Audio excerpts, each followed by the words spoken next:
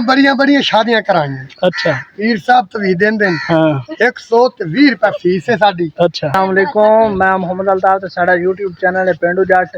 जेड़े साडे चैनल ते नवा है जल्दी जल्दी करो सब्सक्राइब। आज दी वीडियो बड़ी जबरदस्त है।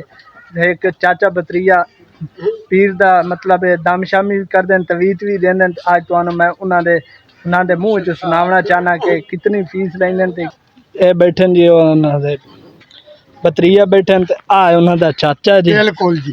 ते इन्हां तो पूछ असां बड़िया बड़िया शादियां कराइयां। अच्छा पीर साहब तवीज देंदे हाँ 120 रुपए फीस है साडी। अच्छा अल्हम्दुलिल्लाह हुक्के तो पहले काम हो जाता। हाँ जिसे भाई अजमावना है चक नंबर 44 अड्डा पिपली हाँ इत्थे आके सानू मिल सकदे ने। बिल्कुल ना है साडा मुनावर भाई और है भी बस मुन्ना वाह कई गला करे भाई जान।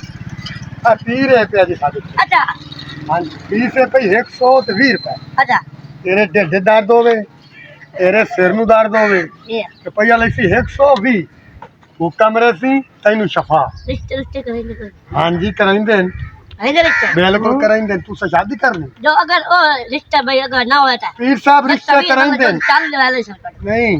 पीर साहब रिश्ता कराइंदे अच्छा अगर बंदा वेख के कराइंदे ना। ते माई तो बंदा देख के सभी देवना भाई मेरे। अच्छा तुहानू रिश्ते दी जान शादी करनी तुसा हां भूखा भूखा मारे कोई चीज वगैरह दे भूखा मरे से जनाब। अच्छा तू बात 120 रुपए तेरे को ला ले ते 150 ला ले मुड़े मार दे भूखा तो कर देने हैं जनाब साहब। पहले लाया तस्वीर लाया जेरी औरत नाल करनी वाली फिर ए इस तरीके दी मैं ना दा सकदा है ठीक है इस तरीके खाने ना दा सकदा बंदे 220 चक दा बंदा है अच्छा ओनू पीर साहब भूखा मारया।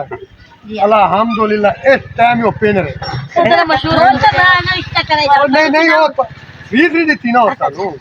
हां जी सानू जितने भाई देख रहे हैं रिश्तों से तुम्हारा पर सानू जितने भाई देख रहे हैं सानू लानत पादू हो लाइक जरूर करा आवाज बना दरवेश बंदा है अगे वेख एक बंदे की काई दिल मुराद पूरी हुई है दुआ नाल उस बेचारे नु अल्लाह वास्ते सही करी याद दी काशा ही नहीं लेना।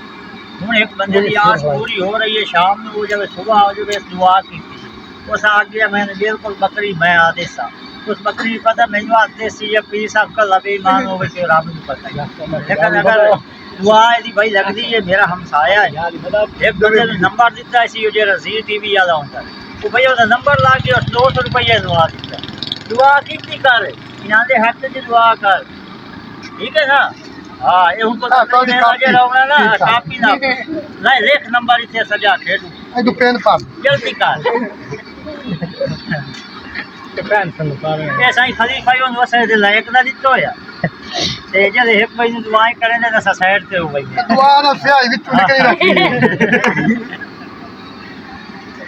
ते इंशाल्लाह ताला है भाई तवीज बना दे कटिंग दे दरवेश बंदा है दुआ वो बाल को लिखे वजना नहीं थे करना चाहिए मजाक काम ही नहीं पीर साहब तो पुत्र ले रहा करते पूरा बड़ा पोत ने